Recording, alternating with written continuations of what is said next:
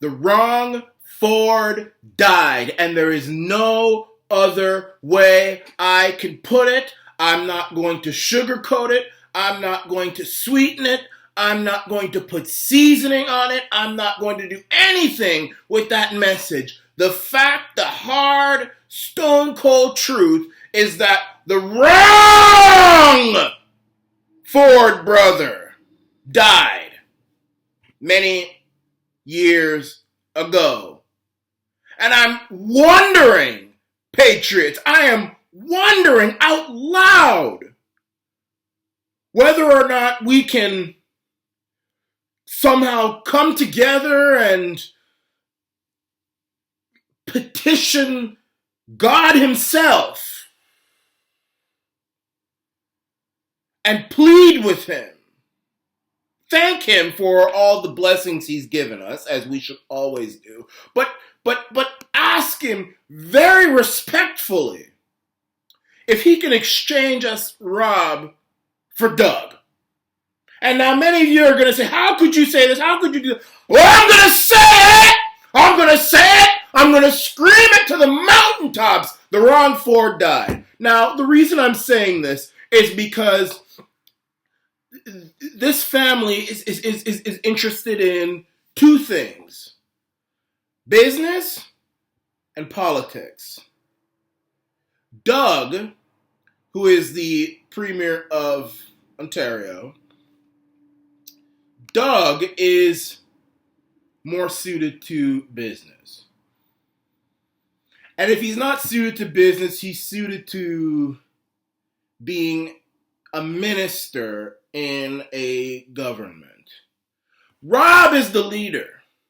With all his crack, with all his everything, he's the leader. And I'll tell you why he is the leader. Because Rob didn't give a damn what the media, what the establishment, what the deep state thought about him. If he thought something had to be done, he was going to do it.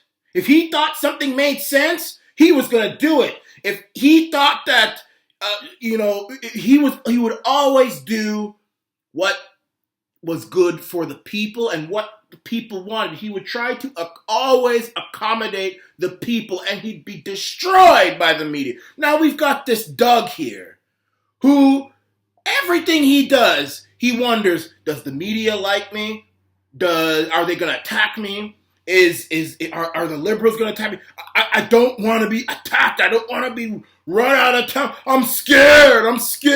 And this is how he has behaved this whole year with this coronavirus. And now he's coming out. He's doing this for the media, He is afraid that if he tries to put the people first, if he tries to accommodate the people in this crisis, the media will tear him apart. He's afraid of the media. And I want nothing to do with a pussy like Doug anymore. I'm done with him. Now he wants to bring in these restrictions. New restrictions. And this is after he had his wedding and after he went to his cottage when he was telling everybody to be quarantined. Remember when during March up until April, all the way up until probably June, we were all told we have to stay in our homes?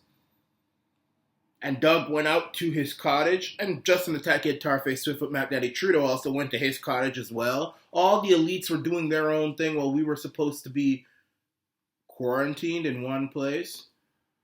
And then that ended, and they told us we have to, and they're still telling us we have to wear masks, no gatherings, social distance, all that stuff. And then a couple days before Doug announces new restrictions, a photo appears of him at a wedding with no mask, no social distancing, and it's a gathering of way more than 10 people. It's a wedding.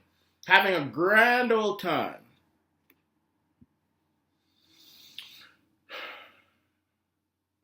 And now he says, well, the numbers have spiked. The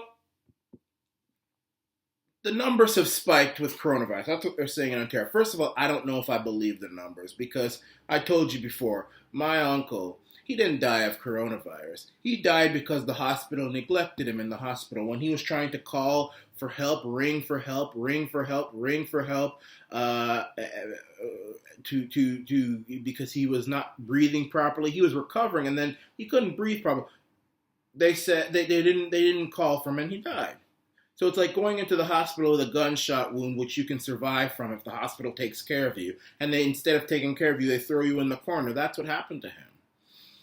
So now we can, so I don't believe these numbers. But even if the numbers have spiked, the media itself is admitting that there hasn't been a death in days of coronavirus.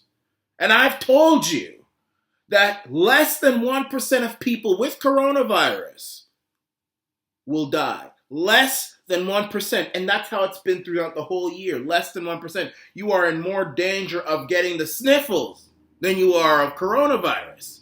You are in more danger of someone breaking into your home and raping you and then slaughtering your neck than you are in danger of dying of coronavirus. It's more dangerous for you to stay in your home with the doors locked in Beverly Hills because someone is going to break into your house and rape you and slaughter your neck and bury you in your garden than it is for you to walk from Scarborough to Etobicoke with no mask on and no gloves on and shaking every single hand along the way. That is less dangerous. That is less dangerous. That is less dangerous than sitting in a gated community in Beverly Hills with the doors locked. That is more dangerous than walking from... So you get what I'm saying now. Less than 1% of people will die who get coronavirus will die. The numbers have spiked, yes. Almost all of those people are going to recover. Almost all of those people, if not all of those people, are pretty much going to recover. But here's the thing now. They say the numbers have spiked because we are not following the rules. And now Doug Ford says, oh, these people must be a fry short of a Happy Meal or some crap like that. Ford he's an arrogant SOB, But here's the thing. Maybe, if we're believing everything that these so-called experts are saying, maybe the numbers are spiking because we allow Black Lives Matter protests to continue day after day after day, and we encourage it, and we tell people it's going to be safe. Meanwhile, if you go to a Hugs Over Masks rally, you're going to kill people, or if you go to a Trump rally, you're going to kill people. Maybe it's because of the Black Lives Matter protests. Maybe it's spiking because Justin Ataki and Matt Daddy Trudeau attended those Black Lives Matter protests, and his wife had coronavirus. I'm just playing devil's advocate here, right? Maybe it's spiking because that cunt of a mayor, Patrick Brown, Brampton Mayor Patrick Brown, when he told everybody to stay away from the hockey arenas, he secretly went to the hockey arenas and started playing hockey with all his friends while telling everybody they're not allowed to play hockey inside this area. And by the way, it was more than 10 people there he was playing with. Maybe that's why the coronavirus is spiking. Maybe. I'm playing devil's advocate here. I'm going by what the people are saying. Maybe it spiked because Justin Ataki and Matt Daddy Trudeau went to his cottage in Easter when telling everybody to be quarantined.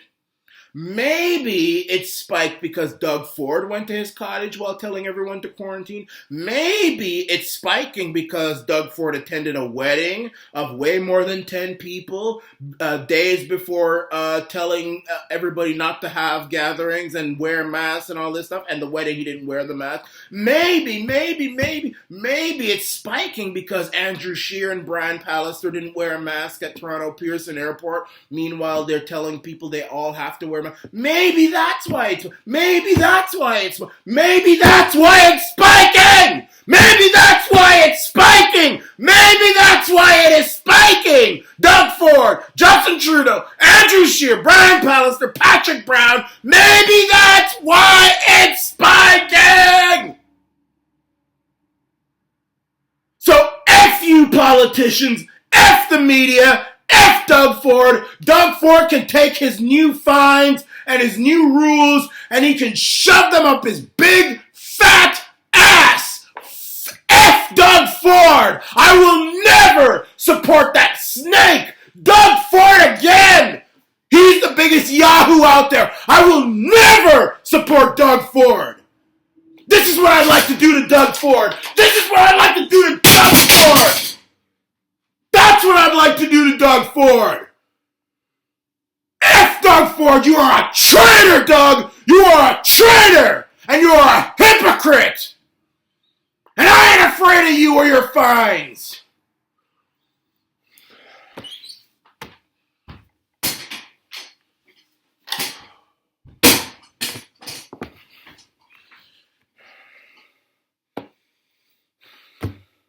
I ain't afraid of Doug Ford and his fines. Come over here and fine me. I won't pay it. And if you come to arrest me, I got something for you. I got something for you. I'll show you who's got the brain of a small fry. I'll show you. The wrong Ford died. It's as plain as day. The wrong Ford brother died. I mean, I don't know how Rob would have handled it, but all I know is two things. Number one, Doug Ford is terrified of the media. He is terrified of the media, and he's terrified of liberals. He's terrified of the establishment. He is as scared as puss. I have a black cat here. I have a beautiful black cat here. His name is Salem, actually, from Sabrina Teenage Witch. That cat, I mean, when I open my closet, because my closet door, it sticks. So when I open it, you have to kind of force it open, and it makes a noise, boom, when you open it. And he goes, boom, when I do that. The cat, he's scared of everything.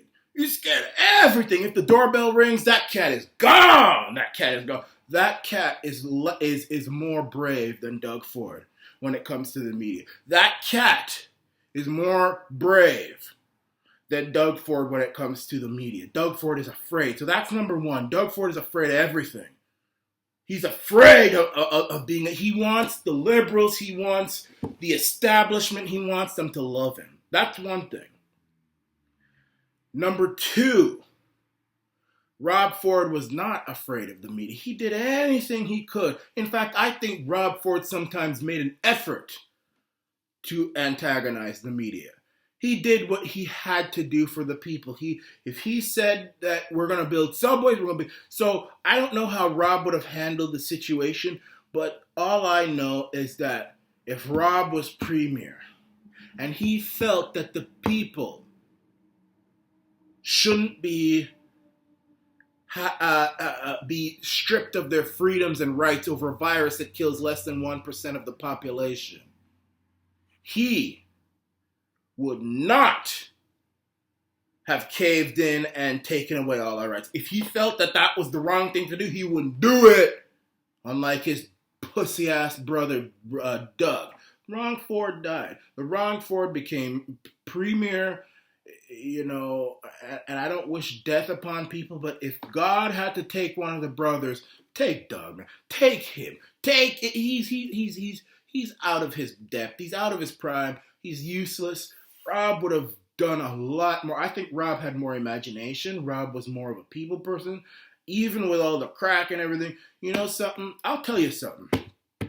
I don't trust any politician that is seemingly perfect. If that politician is too perfect, I don't trust them. In fact, I'll even go further. I don't trust my leader. I don't trust any politician that hasn't been to jail. I don't trust any politician that hadn't been to jail. Some of the greatest leaders of all time went to jail. What you talking about? Martin Luther King went to jail. Marcus Garvey went to jail. Malcolm X went to jail. And some of the most, Jesus went to jail, and some of the most passionate people, some of the people who will fight for their constituents, some of the most passionate people, the ones who truly want to fight for their constituents, they will go to jail for their constituents. Those are the leaders that I love. I mean, Elizabeth May went to jail. I mean, I wouldn't vote for her, but if I was a green person, hey, that would be my leader, because I know she'd go to jail for my cause. Kevin J. Johnson, a friend of mine, he went to jail. I wish he would be premier of Ontario. He should be premier. He should be prime minister, because I know Kevin would go to jail. He's not only not afraid of the media, Kevin would risk the ultimate freedom. Kevin would go to jail for us. He would go to jail for us. Jail. Look at David Menzies of the Rebel. He's in jail right now because he defied Patrick Brown. He uncovered the fact that Patrick Brown was going behind the backs of his people, going to hockey and playing hockey when he was telling people that's too dangerous because of coronavirus. David uncovered that. David discovered that. Patrick got angry and said David's not allowed to come back to any public place in Brampton. And David said, hell no, I'm going to keep going. And now Patrick put David in jail. That is the kind of person that I want as a leader. Somebody will go to jail for me. I would go to jail for you. Listen. You know that bingo place? I'm going there, you know, that in Pickering that did that to that. I'm going there. And they might put me in jail. But I want a leader who is ready and willing to go to jail for me. Doug Ford isn't going to go to jail for you. He wouldn't go to jail. He wouldn't go to jail for you. Doug Ford would rather kill you than go to jail for you. If the deep state said, you know what, you got to shoot every last Ontarian out there, every last person who voted for you, he would do it instead rather than going to jail for us. So I don't trust leaders who are too perfect or who haven't been to jail, you know, for some kind of, you know, weird, you know, crack and, all these kind of stuff. I mean, we're all human beings. We're flawed, this and that. But those are called real people. Doug Ford isn't real. He's a part of the problem. So I'm done with Doug Ford. I'm not afraid of his fines. I'm even, something? I'm actually planning to have a gathering of way more than 10 people, no masks whatsoever, and let Doug Ford or his police do anything about it. And I dare somebody to snitch us out. I dare. If I find out you snitch us out, I'm coming for you! I'm Michael Arana, everybody! This is the